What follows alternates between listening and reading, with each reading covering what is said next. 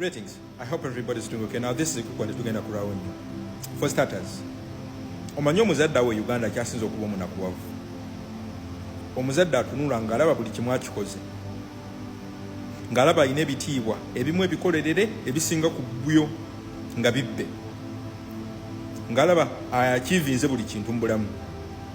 Naye nga yasinga okuba omunakuwavu. Nga yakyasinze okubeera n'ennyiike. Omuzadde oyo e Uganda yono one. Ono omulaba ye muzadde akyasinze okubeera omunakuwavu e Uganda. Wakati mmwe nga mulafuba n'okunoonya ekyokulya, ono buli kimu akikoze, ebitiibwa abibbye, ebimu ku byo abikoleredde, naye akyasinze okubeera omunakuwavu.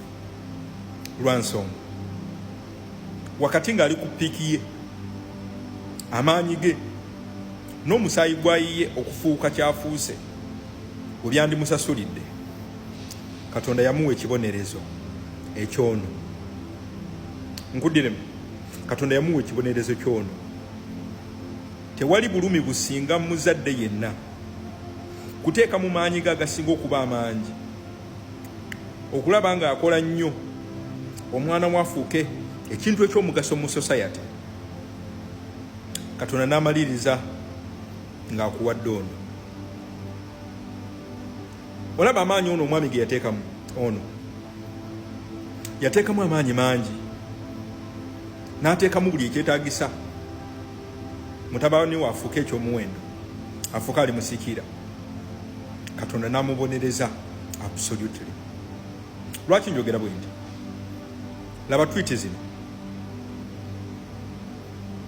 za mutabani ali biza atwitinga. Letli feno twakitegedde nti ekiyambako omutabani ono okufuuka relevant, ekimuyamba okusoundinga ng'ayinamukko ku sense, ekimuweesa amatu okuwulirwa, alina kumala kwogera ku ono. Lwaki njogera bwe nti? Ono omulaba bazadde be bayinza okuba tebateekamu kingi nnyo kufuuka kyeyafuuka leero, nga kyeyafuuka Katonda ye yakisalawo. Ono omulaba kyonna kyali akiri, lwansonga bazadde be bakisalawo, Katonda akyakigaanya. Ze zino tweet zaali mu kukola omwami ono, ng'azikola ku mwami ono. Tweet yasinze okulaga nti amagezi, minzaani y'amagezi eri mu bikufubutukamu. Kwe kugamba nti ono yafuuka kyafuuse olunaku olwaleero, lwansonga ono ne taata we bakiteekateeka. Ye message baagala okutandika okutunda. Wabula ate mu tweet y'emu wolabira nti weewaawo eno yabadde influence, webanga si ya mwenge, tamiiro. Bye bimu, bwebanga si ya mwenge, tamiiro oba tulo. Kwe kugamba nti omuntu gwe mwaleeta, gwe mwakozesa, abagirawo Dr. Kiza Byesige, gwate kwagala musalako mutwe. Mu bufunze, omuntu gwe mwereetera abakolere, olunaku lwaleero oba oyagala kumusalako mutwe, kitegeeza b'okommunicatingiramu either nga bo be babissi oba nga yeggwe mubissi. Lino eryami muliraba lino ekibuzo kiri nti kati njagala tugendeko mu bintu ebiri logical. Naawe wali eyo njagala participate mu debate eno. Ono nga bamutadde mu lingi y'emu nga tujjewo diplomacy yonna, ono nga bamutadde mu lingi y'emu, noono nga batadde mu lingi y'emu, ani avaamu ng'omutwe tekuli? Nawe kati njagala okozesemu ku common sense. N'atalina magezi ng'oli wa NRM, nga butuufu gwa magezi olina matono ddala. Tubuulire ku ono noono nga babatadde mu lingi y'emu, nga kulwana buli omu kuleka mutwe gwa munne ku ttaka. Gwolaba ani avaawo? So nga tuzze mu reality, ekizibu ky'ono omwami kyakyasinze okusanga, ekizibu kye mu bulamu bwe bwonna, ennaku esinga okuba ennyingi eri ku Museveni. Lwansonga kyeyateekamu amangi kimusaze.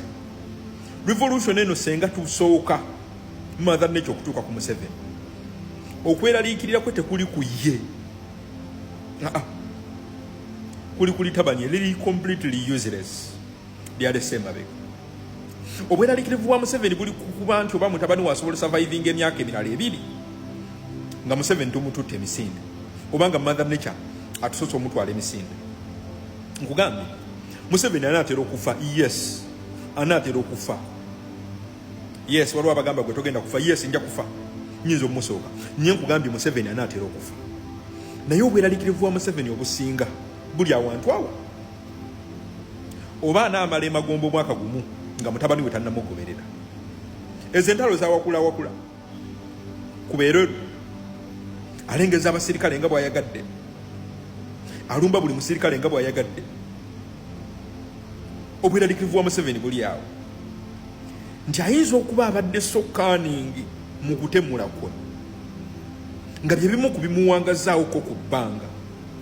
That bit eya tolerance mu kuba nti mutugumbuzi abadde ayina engeri gyatugumbulamu abantu mu ngeri erisokaaningi eritabani amagezi ge litayina completely.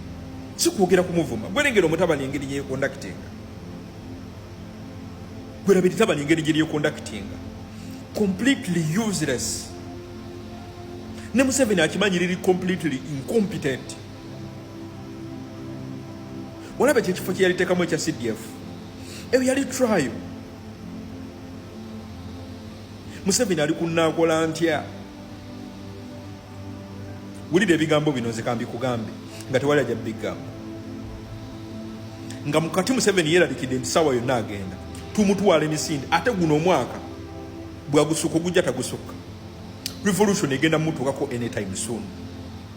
Obweraliikirivu omanyi we buli nti waggulu muganda wakaddiye businessman asobola okusuulawo eritabani ne tulikwata, ate yakimanyidde ddala nti eritabani completely bambi liri incompetent. Si mu bubi bugenda kututa y'omwami oyo oba ku ex ye, laba byateeka ku ex ando ye. Wallahi abaana basala, naye Museveni tukirize tugaane, Muhoozi yakusala. Yes, wakati ng'olabira ddala you've done everything, omaneginze mu ngeri y'ekitugumbuzi okutubbalako emyaka 4, ne wallahi Katonda akusasudde n'akuwa eryana eriri incompetent, n'akuwa eryana nga 1 lyo terifaayo bawakola. Wallahi mu bazadde abali e Uganda, Museveni oyina ennaku. Oyina ennaku nti n'omuzadde ayina omwana we alafuba nofuna ekyokulya, asobola okutuula n'alowooza okusinga omwana gwe batwala mu masomero amanene. Byonna by'okoleredde ebbanga ono yabifuuka in a second. Ono byali Museveni yayagala, ono yaba abiba. Era obusungu bwa Museveni bw'alina ku muntu ono buli bumu, nti ono kyeyafuuka omukwano gw'alina mu bantu, engeri gy'ayagalwa, leadership skills z'alina. Museveni yayagala nnyo ono yaba abeera nazo. Mu bazadde abanakuwavu e Uganda awo, wallahi Museveni asinga okuba omunakuwavu. Akimanyi wakati nga basobola okumusinza ng'ow'amaanyi, alese omuntu ali incompetent, ayina zero ideas ku geopolitics, tamanyi politics wa region bw'azannya. Mu region awo amanyi omuntu omu Kagame yekka. Museveni oyina ennaku, neffe ku nnaku yo kwe tusanyukira tugamba anytime we tubasangira gwe nedeta baniryo kapuuti enkyukakyuka we basangira mudduke mangu oba musuulewo obuyinza ng'obudde bukyali mu nkola y'emirembe, kubanga senga tunaabatukako mu kabuli n'ekibuli mujja tubuulira, and very soon Bannayuganda bagenda kwekyanga, very very soon Bannayuganda bagenda kwekyanga. Naye nga tebanneesanga senga mother nature atusooka okutuukako Museveni. Ekituufu kiri nti ebbanga liyinza obutaba liwanvu nga ne mutabani waakusanze.